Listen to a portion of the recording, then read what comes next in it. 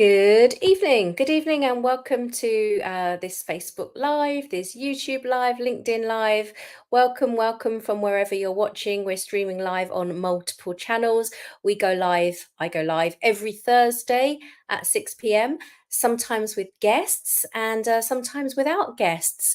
Tonight I have a guest later on in another community, but today you've got me for as long as you ask me questions. This is a chance for you to ask me anything about international style schools in Hong Kong or independent schools in the UK. So don't be shy. Put your comments below. And hi. Sometimes I can't see who you are because your name is obscured by the software that we use, which is StreamYard. So you might see um, a little comment that asks you to share your profile with StreamYard. So hi, don't know who you are, but let me know if you have any questions related to schools. So just while you're thinking about questions, a couple of news items. We have a newsletter going out today because it is a holiday tomorrow. So hopefully you're looking forward to some time off work. I know that the kids having time off school isn't really time off for us parents, but you know what I mean. I know lots of people are traveling. So um, tomorrow is Good Friday and then so Easter.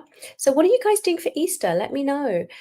In where are we? At the end of April, the newsletter that's going out today, the end of April, 21st of April, Nord Anglia International School, the preschool in Sai Kung, is inviting all of the community from anywhere around to join them for a community beach cleanup. And I believe that there are refreshments, and so that will be a nice day out.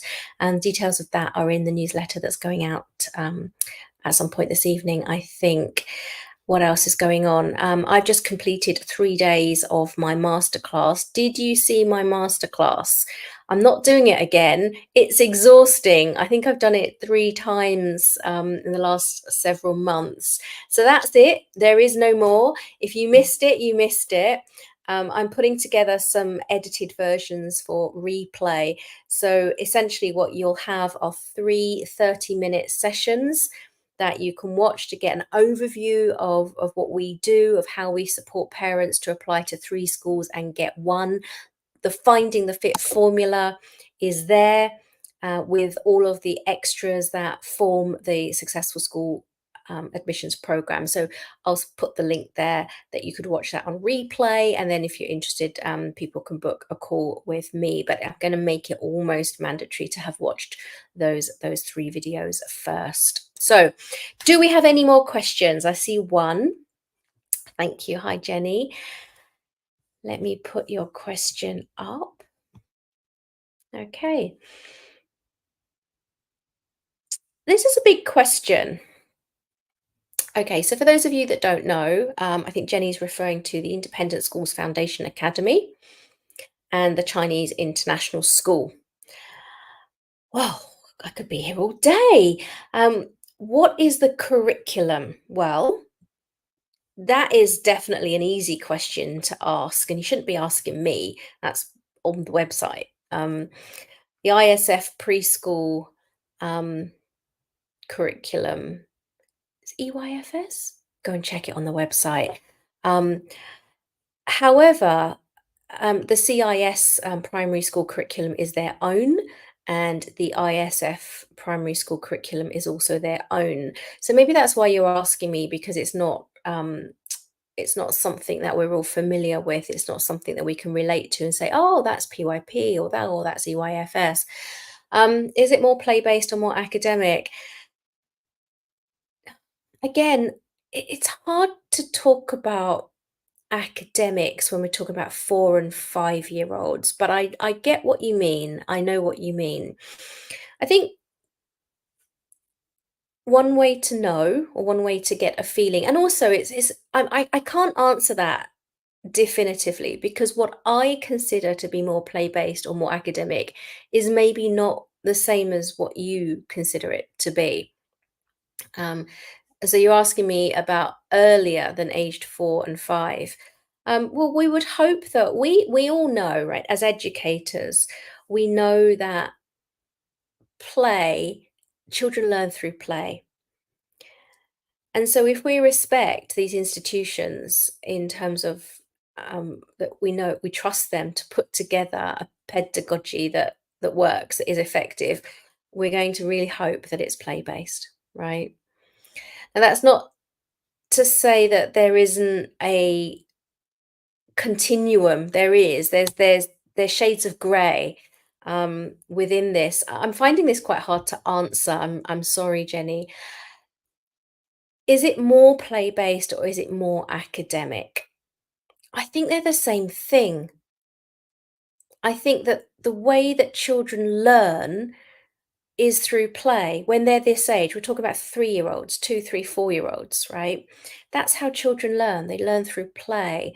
They're also going to learn how to hold a crayon. And then later on, they'll learn how to hold a pencil. And then they'll learn how to write their name. And then they'll learn how to read.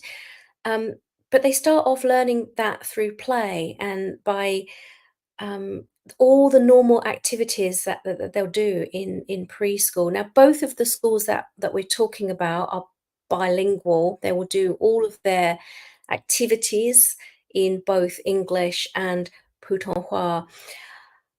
Let me zoom out a little bit. I'm not a qualified educator. I do admissions strategy. Okay, so there is only so much depth that I can go into when talking about the educational program. As an admissions advisor, I would encourage you to obviously visit the schools, obviously, and maybe not just once, maybe twice or three times. And we have a checklist and we have a visit report of for our parents that we would give to them to ask the schools the difficult questions, and then you'll have a feeling of whether or not their answers are satisfactory to you. Do they resonate with your philosophy? Are they speaking your language? So that's definitely what I would advise you to do. I also wonder why you're asking me the question, because I'm just trying to think this through. The mechanics of the admissions procedure at both of these schools is that when your child is approaching 4 years old, they will either get the offer from CIS or they won't. Now, at that point, your child is sitting in ISF preschool without any guarantee that they can go through to the academy. So at that point, if you're sitting on a CIS offer, you're probably going to take it. I don't think in living memory I've ever had parents decline a CIS reception offer. There may have been one or two, but it's hard to recall. It's not normal. So, just in terms of the absolute logistics of it, if you're sitting on a CIS reception offer, you're probably going to want to take it. Otherwise, why did you apply? Because at this point, you don't have a 100% guarantee that your child will get through to ISF Academy. I'm just looking at it in a much more sort of practical way. I know that's not quite what you asked, Jenny. So I hope that helps. I hope some of that helps. It's a difficult question. What we would do with our parents is that you do all of the research, you do your deep desktop due diligence way in advance. We're doing that now for 2025. Then you do your school visits either in May and June or in August, September. Then you're applying, and then your children are going for assessments. And by the time you get your offers coming back, you're fairly sure you know which ones are your top choice. Um, I hope that helps. Do we have any other questions? I can see some hello to you in Facebook land, in YouTube land. Thank you for watching. I do this every Thursday at 6 p.m. This is a chance for you to ask me anything related to international style schools in Hong Kong or independent schools in the UK.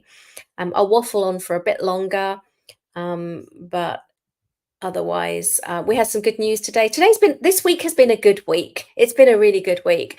We've had kids coming off of wait lists. We've had some UK schools giving out some offers, which is good news because it means that parents have enough time to give notice to their Hong Kong school, so that they're not getting having to pay extra fees.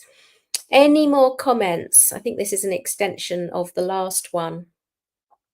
I think you're talking about ISF because foundation year refers to ISF. For preschool entry, do I think the school prefers kids that come from a bilingual playgroup or nursery? Not exactly. Um, okay, later on, we've had lots and lots of experience of children applying to ISF after foundation year in grade 1, 2, 3, 4, and up. Um, it's hard for them to meet the requirements in both English and Chinese. This is true, depending on where they've been in school up to that point. Um, do they prefer kids that have come from a bilingual playgroup or nursery? It would also very much depend on your home languages. It's not really about where they have been at preschool or playgroup or nursery. It's not. It's about a lot of different things. Um, I've said this before. I think that mm, at least 80% or more of the decision as to whether your child will be successful or not is your child on the day. And so you have to think about what has led up to this point. Your child on the day, your child's going to be asked to do activities in both English and Mandarin. Can they do it? So they may be able to do it because they've been to a nursery that's been teaching them to do it, or not. Or it may be a combination of school plus home, or home or extracurricular activities. So no, I think at this point maybe I can say it's a little bit of a misnomer that schools prefer children to have come from certain names of schools. But having said that, that's a tricky one. I think last week I did a session on sensible stepping stone schools. So you could go back and watch that. And I was just speaking with parents this week, and I was saying to them that they were actually a Mandarin English speaking couple. I think he was an English speaking, native English speaker, and she was a Mandarin native speaker. Winning combo, by the way. What a gift. So you're off to a good start. And then they put their child in a Cantonese preschool. Yet they want to go to CIS. So that to me, um, I would just be asking myself why. Um, what's the point? And why take the risk that you're building up your child's Cantonese to the point where can your child go to CIS and do the interview in either English or Mandarin? Yeah, I don't know. It's just that's one of those things. You are very welcome, Jenny. Thank you for coming on. And people who contact me through, if you've WhatsApped me, if you've direct messaged me, if you've emailed me, and you're asking me all these random questions, I'm really sorry. I cannot. I just simply cannot. I'm not ignoring you. I just have a business to run and I have my clients. So this is your opportunity to come on to these sessions on a Thursday and ask me anything. So any more questions? So if not, I'll just do a little bit of a. I am taking calls for any parents who are interested in working with us for 2025 entry. Those calls are going on next week. I've put a banner up in the Facebook group, and then there's a link there as well. Once those slots are booked, they're booked. And once all of the slots in the program are taken, they're taken. I cannot take an infinite number of parents. I have a small team, and we just couldn't deliver what we deliver to a larger number of parents. So let me know if you're interested, particularly if you're interested in like one of those crucial year groups. If your child's entering K1, which is nursery, or K2, which is reception in 2025, If you would like to work with us, if you would like to eliminate 80% of the risk, apply to 3 schools and get one. We would like to have a chat with you. We don't take everyone. We want to make sure that it's the right fit for you, that we can definitely add value to your process. Okay, any more comments? Okay, that's okay if you're a new parent. Is 2025 entry for kids born in 2022? Yes, if they're born before the end of August. Um, it might also be, so again, go back, maybe watch my masterclass. Um, Sorry, froze just there. Maybe go back and watch the masterclass. Watch out for the replay. We have a grade calendar which explains all of this. If yours is born in December 2022, he or she can start pre-nursery this December. That's December 2024. And I highly recommend that they do. No, start pre-nursery on the second birthday, or actually, because it's December, wait for Christmas and then start pre-nursery in January 2025. The reason that I recommend that you do start as soon as your child is 2 is for the acceleration in development that you will see. You won't believe your eyes. When your child is separated from you 3 hours a day, they're going to school, not necessarily with qualified educators, because pre-nursery, they don't need to be qualified educators, but nevertheless, they're adults that are providing some sort of a structure in a classroom environment. It's usually very, very beneficial for your child to learn all of those skills that will stand them in good stead, so that when they attend assessments for schools that are more high stakes, they will have had more classroom experience and they'll just be more used to the whole setup and routine and all of that.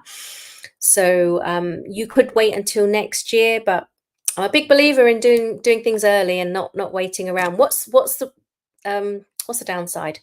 What's the downside of starting early? In our program, if you start early, you just get more for longer. Okay, now the questions are coming in. I can't see your names. I am so sorry. When I go back into another area of Facebook, I'll be able to see your names.